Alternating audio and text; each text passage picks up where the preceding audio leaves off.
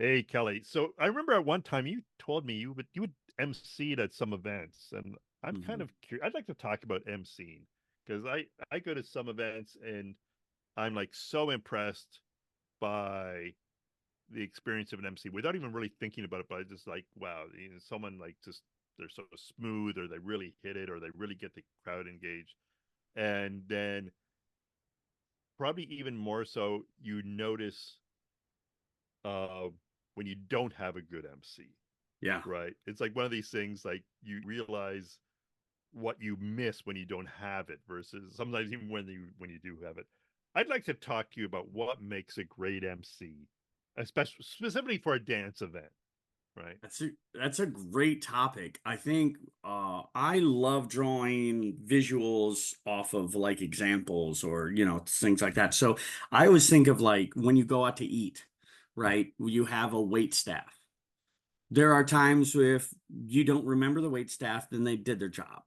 If you really hated the service, their rhythm was off, or they interrupt you talking, or you didn't think they were invested in your energy at the restaurant. You know what I mean? Or their vibe didn't match the vibe of the restaurant. Like all of these little things happen. And then sometimes you didn't like it and you don't know why. Like you didn't realize their rhythm was off, or they didn't check in on you at a good time. They waited too long, or whatever.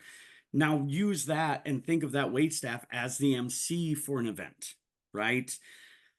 They're supposed to match the vibe of the event, or they are the vibe of the event, right? Like whatever that is. So if it's like a West Coast event, they might not be in a suit, but they're modern. They're you know what I mean. They're groovy. They're playing. They're joking. They're serious when they need to be, but they're playful when they're not. Like, or if it's a ballroom event, they're in a nice suit, maybe even a tux. They're very presentable. They match. If you saw someone in like Bermuda shorts emceeing a ballroom event, immediately your brain would be like, that doesn't go. You know what I mean? It's like Yeah. watching a dog meow. You're like, that's not what should be happening, right? So I think the MC and the event need to be cohesive, even if the event is, well, we don't really have a vibe, but we're going to let our MC be the vibe, then that's fine too. But if you get an MC that's completely different vibe than the event, now your brain is like working and it has to keep switching and it's just not fun, right? That being said, you want someone who can work the crowd. And I don't mean like, hey, how you doing? Tip your wait staff. Take my wife, please. Like none of that craziness, right? But like somebody who, if you mess up, like own it. Make the crowd comfortable that you messed up. Don't make them expecting you to mess up. You know what I mean? Like, oh, wait, I mispronounced your name. Well, tell me your name. And then take a second and then all right, cool. And then you'll never mess up that name again. And that's if you have enough time. You know what I mean? Like, that's what you also have to realize. You have to give the MC time to build to play. You got to give it time to grow. If I'm running ballroom, I love doing ballroom. I've done all different kinds of events, but I'm running ballroom. A lot of times it's like a radio show. You have like 15 seconds to call the next heat, and they're very strict on time. So you can play a little bit, but you can only play there. If I'm doing a West Coast event, we only have a couple of competitions. I can let it breathe a little bit. I can play with it as long as I don't make us late, but I don't have to go 15 seconds. I can play with it. I can be on the floor. I can walk around, right? Ballroom, I'm on the dais with the judges. Here's the next heat. Competitors take your spot. Boom. So you just got to realize that MC, are they helping? Are they working with the event? I think that's the biggest thing. Anything other than that can be learned or can be taught or can be told by someone else. Does that make sense? Yeah, yeah, yeah, for sure. Now, I think what you're describing is like MC at more like a competition event, right? Yeah, obviously sometimes there's so many heats and a very strict schedule. And I was talking someone who does a lot of DJing for those events, and they were saying how critically important it is for them to make sure that they're maintaining the schedule. So if they have like a technical issue, that they always Mhm. have backups, because Yeah. how expensive it can be if they run over a significant amount of time, because suddenly they could be like a multi-thousand-dollar expense for everyone you have to pay for that event if you're going an hour late or something Yeah. like that, right? Yeah. So, but some of the experiences I have are other types of events like dance weekends Mm-hmm. where often the MC is playing multiple roles, right? So they might be Yep. there maybe as an instructor Mm-hmm. or perhaps even a performer or something, but they have some hopefully some chops as an MC. They've been asked if they can also play that role. Can you talk about that position? Like how do you Sure, see the role sure. being a little bit different there? I think if you're talking stuff like that, usually what happens more often than not, and I'm not saying it's right, it's wrong, or anything, but what I've seen to be is usually it tends to be if you have an event where it's like workshops or a performance or something, usually you want that side of the ball or that side of the table, whatever analogy we're using, to be the strongest. Right. So you want somebody who's an amazing teacher or a big draw, somebody who's going to put on a great performance, and then we just hope that their emceeing is okay at worst, right? We hope their emceeing is good as well. But a lot of times, if you bring someone in just as an MC, like there's a lot of people who only MC, they don't even dance, much less teach, much less perform. So then you got to start figuring out, okay, what level am I okay with only being average? Am I okay with only an average instructor? Am I okay with only an average performance? Am I okay with only an average MC? It is very rare, in fact, almost impossible to get somebody who is all-star at all three. Because even if they're good at MC, you're going to learn that it's just their personality that's good. Like I could watch, I've been trained in MC, so I could watch a really good MC and be like, well, they messed up here, they tripped on this word, and I can pick apart all their negative stuff, but it doesn't matter because their personality is so nice. The crowd is involved, and at that point I don't pick them apart because I go, no, that's cool, we all stumble, I love it, they're keeping the crowd in. But yet as good as they are, they're an even better instructor or they're even better performer. So when you're giving them multiple roles, you got to see, people say build on the strengths. I love that. But sometimes you got to look at what the weakness is and how much is that weak link going to break the whole chain. You know what I mean? So if I have somebody who is a great teacher, but they're just a real bad MC, me personally, I don't know if I want them emceeing. You know what I mean? At that point, Right. if I'm running the event, I'll just MC, and it won't, like if I'm running the event, I might not put all my energy into an MC, but it won't be bad. It'll cover the bases, right? Right. But if I can find someone like, I mean, in the West Coast world, you've got like Robert Royson, who's insanely good at all of them. You've got Shevin. Shevin's amazing. He's an amazing MC. He's a great dancer, but I think his MCing is better. So he's one of those people that cover, Glenn Ball, all these people. They're really good at all of it. So when you book them, you cover a lot of ground. And it's easy to book one person to cover all of these things, and they all judge and they all handle that stuff. So it all depends on what you're going for. You just got to make sure that the lowest level isn't gonna sink your ship. Yeah, that's an interesting point. Yeah. Yeah. And as I look at it, I think if you're in one of these, you're in this position where you're playing multiple roles as the MC, your job is to be putting the event over yourself, right? 100%. So, you might be there, you might be teaching a couple workshops or something. Your job as the MC is not to promote your workshop. Your job 100%. is to be creating that rising tide that's lifting all the boats, right? And get people excited about what instructor X is going to be Yeah. teaching in the workshop and what this other Yep. person's going to be doing and maybe a dance genre that you're not even personally into, Right. but it's about creating that larger energy, right? If you Yeah. if you get that MC is the quarterback, right? Of course, we can have superstar quarterbacks that are going to go on and do great things, but then you never hear the linemen's names or whatever, right? A great quarterback is a team player. Sure, they're superstar, and we're talking about their names, but they're making sure the routes are open, or they're making sure that the line is doing their job. They're making sure that they're just working in a way that it's a team effort, and that's what I think makes the best MC.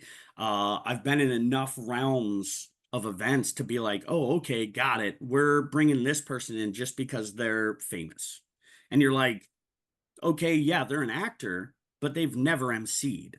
You know what I mean? And so you're like, okay, yeah, we're excited because so and so big name is here. But then you're listening to him fumble, you're listening to him say and like, and you're listening to all these things, and you're like, well, I mean, everyone's here because this person's here, so I guess we'll take pictures, you know what I mean? But if you can find somebody who just plays for the team, who's like you give a piece of paper to and they just got to make announcements. It's not like, well, I hate Zook, but whatever, there's a room dance. You know what I mean? Like you'd hate to hear that. You'd be like, hey, listen, I need to be as excited about the Zook room as I am about the Balboa room, as I am about the Foxtrot room. I need to be pumped because right now this event is what matters, not me. Like I would like to promote myself enough to get booked, but that's behind the scenes. When I'm on the mic, hey, this event, we're all here. This is going to be the best Yeah. event you have. You decided to be here. I decided to be here. Let's make it the best time that we have. Now, is it going to be the most grandest time? Maybe not, but is it going to be the most fun that we're all talking about? I'm going to do my best to make it that way. I'm going to do my best to be like, okay, cool. Hey, everyone. I know registration's a little backed up, but hey, take your time. We all want to get in here and dance. So just take a breath, maybe dance in line while you're waiting to get registered. We're all here to have fun. Like you just ease the tension and then start building the excitement, and you're working around that way. And so that way, no one remembers the little things that drove you nuts. Everyone just remembers, holy cow, You're I right. had a great time. Yeah. Right. Exactly. Yeah. Perfect. Perfect. It's something you said something early on about, there's some people that the personality, or maybe we call it charisma or whatever, can carry over beyond the ahs and ums. Many years ago, in my day job, I was treated to a course on how to, it was a public speaking course. I Mm. do not consider myself a great public speaker, but one of the things that the instructor said at the end of the course, because they focus on all kinds of things, but trying to reduce the number of ahs and ums if you can, and making a point of making eye contact with people in the crowd, how you can reposition yourself maybe as you're speaking, all those things. At the end, he said, "Look, if you can improve on all those things, that's great. Your audience will forgive you for anything except one thing, and that's being boring." Right? So it doesn't 100%. matter. Doesn't matter if you ahs and ums throughout. If you're not boring, right? Yeah. The audience will forgive you for that. Yeah. Yeah. That's totally That's it. your It's job. like, That's your job as the MC in large part, right? yeah. Promoting. I like the way you said being the quarterback. You're there to promote the whole team, promote the whole Yeah. event, Like if and they had interviews afterwards, like they do with athletes, and you interviewed the MC, if they're like, oh, well, I did this and I did that, you're like, okay, they're an upstart. They're only about themselves. They might become successful and they might even bring people to your event. But what I think makes a legendary MC is a leader. Like if the MCs got interviewed afterwards, post game, they'd be like, my team did this and my team did that, or our team did this, or we did that. Like then you're like, okay, they're still seen even in the interview, even after the game, they're still team mentality. They're still about the event. This person gets it. Like this person understands what the bottom line is. The bottom line is the event, right? That's it, period, whatever we're thinking. Yeah. And it's just like if you, Ferris Bueller, right? If you had that teacher MC an event, oh my God. Like if you watch the movie grammatically, he was perfect. Do you even remember what he said other than Bueller? That's all you remember because he's so boring. You don't remember what subject he taught. You don't remember anything, right? right, right, You, right. that's not who you want as an MC. And you also want to make sure that people understand like this is a little to the left or a little off target in the sense of it's nice if someone understands energy or room dynamics, right? Because a room full of people, whether it's a top insurance salesperson of the year or if it's a West Coast swing event, you have a room full of people, you have a mob, period.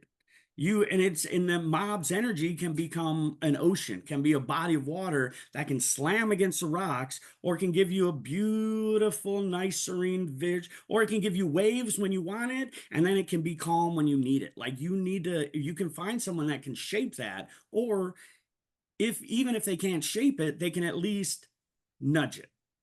You Yeah, know what I yeah. mean? Like once you find someone that can do that, you're like, okay, because I've seen plenty of events where the MCs didn't do anything wrong. They didn't say anything wrong, but there was already a lot of energy. So they tried to go over the top of the energy, and you're like, I get it, you got a mic, but you have hundreds of people in this room. You're not going to out energy a room of 100 people. You know what I mean? But what you can do is you can poke and you can prod and you can let their energy swell and you can let their energy carry the event without you having to overdo it. Because once you try to overdo a room full of energy, it sounds like you're yelling at them. Nah, yeah, now I said cheer. And everyone's like, why are we getting yelled at? What is happening? I was having a good time, right? So it's like those little things. Once you combine all those, like it's magical. Everyone has that event that they remember. They couldn't tell you really what happened. They couldn't. It could have been decades ago, but they will forever remember that event as just being a great time. Yeah. Yeah. Yeah. Right. Exactly. In the end of the day, people are, whatever the event is, people are there for a wonderful experience. Pretty much everything we're talking about in dance, right? Where Yep. people are investing money to go, whatever, social dancing, whether it's a competition or whatever. We're not talking about paying your taxes, right? Right. It's right. It's all about working to create more joy in that experience. Yeah. Yeah. Yeah. And Yeah. I think also, I think the MC vibe is important, but also I've learned as well, it's also the organizer's job, right, to really prep them correctly. Because I've done so many different gigs. I've done gigs where they give me a layout, where they walk me through it, and it could just be the smallest event ever, but it's a great time because I know what's happening. And then I've done other big events to where they just leave me to my devices, so I just call it how I call it, and then they're like fixing me while I'm on the mic because they wanted me to do it a different way. And it's like you should have done that before I was literally on the mic. You know what I mean? Mm. I think of the Detroit Lions, right? They've had a tear recently. They've started becoming a team again, but before that, they would get all stars in their lineup that would just be abysmal. They'd never win. And then these players would go on to other teams and have mediocre to good careers under a different coach. Right. So if the organizer, I think it's okay to have just a medium average announcer, so long as the organizer's plugged in and has them doing what they need. Like if I get an average MC person and I leave them out to dry, it's gonna go badly. Like it's less percent chance of it being knocked out of the park than it going badly. But if I have that same average MC that I go, okay, we're gonna do this. I need this. Talk to me if you have any problems, but this is how we do it. This is our style. Perfect. Now that average MC is now bumped up because they're so connected to what's happening. Now the whole event is rising. Know what I mean? So there are ways around a good to average or even bad MC, but a lot of organizers now are handling so much that they don't think of little things like make sure the MC knows what's happening, or make sure the comps are set up, or make sure the workshops are set up. You know what I mean? Because they're running other things. They got to deal with a hotel screwing them over, or this or that, or registration's messed up, or the computers are down. So much goes into running an event that if they can figure out how to tie the MC directly into that event, you can elevate an average MC to a superstar or make that weekend a superstar weekend simply because everyone's on the same page. Like Right. Right. yeah, it's amazing. So to that point, how Mhm. much can the MC help the organizer help them? Great question. Great Because the question. organizer typically, as you said, has a thousand things going on, right? Mhm. Like there's not enough hot water in the hotel, and all Right, right, these right, right, right, concerns that right. you don't even begin thinking about, right? How much typically can the MC do, reminding the organizer, "Hey, is there any particular workshop that you need me to plug in the next session?" Or, So like, that's a great question. I think I think it's like anything. Once you're really busy, and if you're an MC, and if you're making money off of MCing, or if you're making money being that triple threat, the workshop, the performance, and the MC, you're traveling all the time because you're in demand. So a lot of times you're just on a plane, off a plane, on a plane, off a plane. So you don't necessarily get a lot of time to do due diligence on your downtime because you're probably working your normal job or your other job. You're probably teaching or whatever. So like getting there and trying to interact with whoever. Sometimes the event organizer is the director, but sometimes they employ a director. Whatever the case is, I would say as an MC, find the director, like as soon as you get there, right? Like maybe check in, put your bags down or whatever. But if you fly in at like 2 p.m.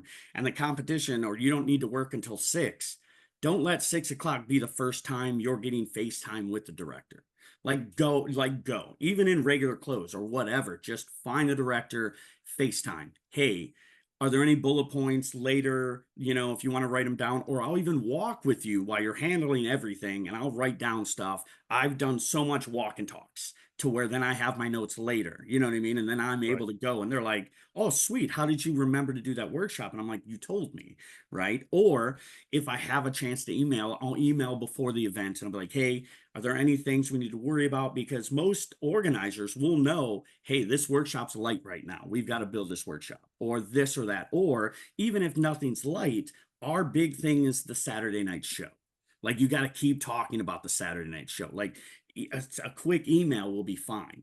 I've also found that as an MC, I try to go to the competitors meeting almost every event with the exception of ballroom. But if it's like a social dance event, West Coast, Lindy Hop, whatever, they'll have a competitors meeting just being like, hey, here's the general rules, here's how we line up for the comps and whatever. I'll try to go to that. So that way I can just see how they're doing the meeting. Oh, okay. They want us to line up here. Okay, got. And if I have any questions, I'll try to get whoever's running that meeting, be like, these are my questions, boom, boom, boom. I think that's if you can do all that stuff, then you're golden. I think if you're wearing all the hats, it's hard to be in the ballroom all the time because you do need your downtime, right? You do need to be away from people. You do need to reset. Like I totally get that. But if all you're doing is emceeing, then it is nice to be around, to be in the ballroom. Because there's been so many times, oh crap, I need a quick announcement. Okay, sure, give me the mic. And then now they're hearing the same voice they've been hearing all weekend. So now it's registering versus a random voice being like, hey, I need everyone to register. And then you're like, what announcement was that? You know what I mean? So it's like, it's those little things that I think really make a great MC and then really in turn make a great event. And so that's how I think they can do it on their own. Yeah, yeah, makes sense. Yeah. Cool. Well, thanks for that insight. Yeah, no problem. And these are all tricks that I've learned from really messing up. You come back from a bad weekend and you remember the MC being horrible. All you're going to remember is that MC was bad. You're not going to remember, well, they didn't have the right competition forms for the comp, or they didn't have this, or you know what I mean? You're going to remember that MC. So you got to understand that that's kind of the face of whatever event you're having, good, bad, indifferent. Yeah, cool. Oh well, cool. Yeah, good talking about it.